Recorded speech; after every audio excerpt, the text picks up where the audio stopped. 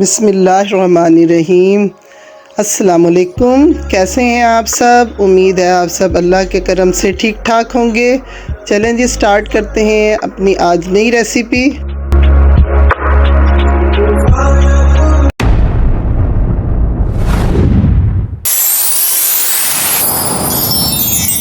Subscribe بسم and Allah like my الرحمن video. الرحیم۔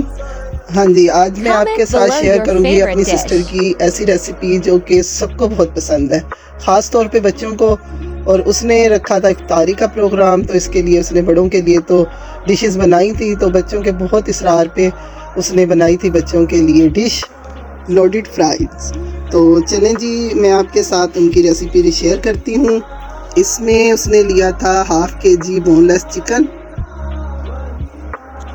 اس میں ڈالا تھا 1 ٹیبل سپون تندوری مسالہ، اور 1 ٹیبل سپون اس نے ڈالا تھا تکہ مسالہ۔ یہ اس میں اسپیشل اس کے ذائقے کے لیے ضروری ہوتا ہے۔ اور 1/2 ٹیبل سپون سویا سوس، یہ آپ چیزیں نوٹ کر لیں۔ اور 1/2 ٹیبل سپون اس نے سرکہ ڈالا تھا اس میں، اور یہ جو ہے 2 ٹیبل سپون سرکہ ڈالا تھا، اور 2 ٹیبل سپون ہی آئل کے ڈالے تھے۔ تو آپ یہ اس میں ایڈ لازمی کریں، کیونکہ آئل سے اس کا ذائقہ اور اس کی تھکنس اس کی بہت پیاری آتی ہے۔ اور اس میں گارلک پاؤڈر ڈال لیں، یا آپ اس میں پیس کے ڈال دیں گارلک، تو یہ جو آپ کے لیے ایزی ہو وہ آپ اس میں ڈال لیں۔ اور پھر اس کو 30 منٹ کے لیے میرینیٹ کر کے رکھ دیں۔ اس کو اچھی طرح سے مکس کر لیں، یہ جو سٹرپس کاٹی تھی۔ اور پھر آپ اس کو میرینیٹ کرنے کے لیے آپ ایک بٹر پیپر بچھا کے، اگر بٹر پیپر نہیں ہے تو نان سٹک پین میں بھی آپ اس کو بنا سکتے ہیں، بٹر پیپر لگا لیں یا فائل لگا لیں۔ تو یہ بٹر پیپر اس نے لگایا تھا، اور اس پہ اس نے پھر یہ تمام پیسز کو اچھی طرح سے پھیلا دیا تھا۔ اب یہ کیونکہ سٹرپس میں کٹے ہوئے ہیں، تو یہ اس کو بالکل لائن سے اوپر نیچے نہیں ڈالے گی، اس کو ایک تہہ کی طرح اس میں سارے پھیلا دیے تھے۔ اور پھر اس نے ہلکی سی آنچ پہ اس کو جو ہے نا فرائی کیا تھا اسی میں۔ یہ دیکھیں اس کی جو ہیٹ ہے آپ نے بالکل ہلکی رکھنی ہے، کیونکہ اگر تیز ہوگی تو پھر وہ جو ہمارا بٹر پیپر ہے وہ بھی جلنے کا زیادہ وہ ہو جاتا ہے۔ تو یہ جو ہے ہلکی ہلکی آنچ پہ، ایک تو یہ چکن ہمارا بالکل گل جائے گا، اور دوسرا یہ اچھے طریقے سے پک کے اس میں ٹیسٹ بہت اچھا آ جائے گا۔ اور یہ پھر تقریباً آپ اس کو پکنے کے لیے رکھ دیں، اور جب یہ اس کا سارا پانی خشک ہو جائے تو آپ اس کا بٹر پیپر نکال کے اس کو آپ اپنے پین میں اچھی طرح سے اس کو خشک کر لیں۔ اور دوسری سائڈ پہ اس نے جو آلو تھے وہ مطلب کہ آپ اگر بازار سے لے لیں تو خود کاٹ لیں، اس کا اتنا وہ مسئلہ نہیں ہوتا۔ تو آپ خود بھی اس کے آلوؤں کو تھوڑا سا مطلب کہ کٹنگ وغیرہ کر کے آپ اس کو فرائی کر سکتے ہیں۔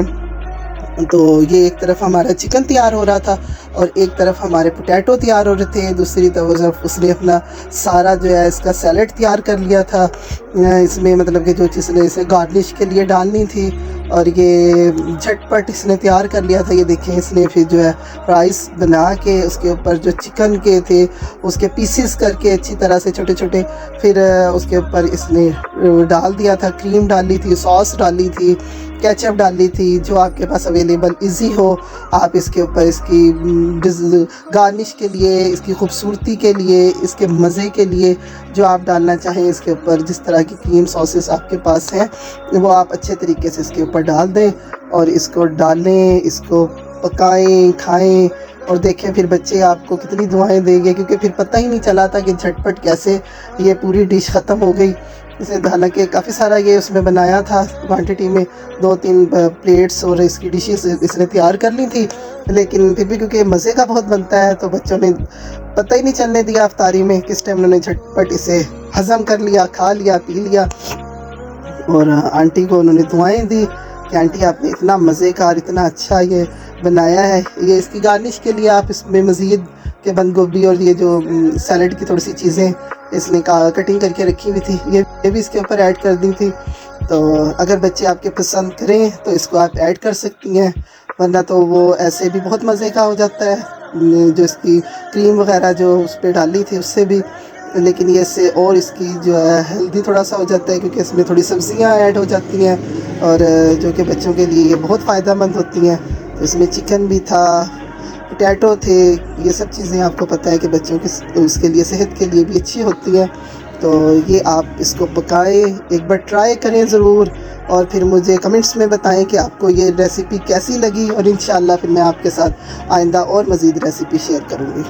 چلیں جی، آپ سب اپنا بہت خیال رکھیں اور مجھے اپنی دعاؤں میں یاد رکھیں۔ اللہ حافظ۔